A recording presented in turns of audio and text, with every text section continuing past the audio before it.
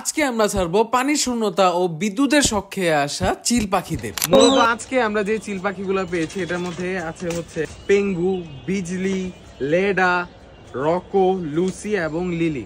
পেঙ্গু পুরোপুরি আলহামদুলিল্লাহ পুরো একটা পারফেক্ট একটা চিল, মাশাআল্লাহ। ওর পাখা থেকে শুরু করে ওর যে যাচ্ছে সবগুলা পুরাই পারফেক্ট। বিদায় পেঙ্গু। নেক্সট এবার আমরা ছাড়বো লিলিকে। লিলি চিলটা কিন্তু আমাদের এখানে পুরোপুরি বড় হয়েছে, কিন্তু কি ওয়াইল্ড দেখছেন, এটা হইতেছে আসল বিষয়। যাও এবার আমরা একটা ইলেকট্রিকিউটেড বার্ড, যেটা আমাদের কাছে আসছিল মানে ইলেকট্রিকের শখে, চলে যাচ্ছে আমাদের লুসি। কেমন বয়?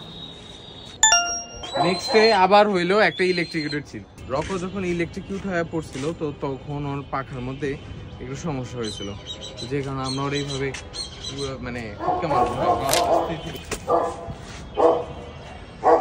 লেদা এট লাস্ট বিজলিরে দৌড়তে যায়, চোখ মুখ 12টা বাজে পালাইছে। না মানে আমার কিন্তু চোখে মানে ক্ষতি হয়ে গেছে, দানা বাট চোখে ব্যথা পেয়ে গেছে।